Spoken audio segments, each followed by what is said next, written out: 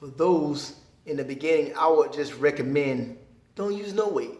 You don't really need weight to build up your quads, but it's all about doing the lunge properly, and so you can get the full stretch of your lunge. So don't use no weight.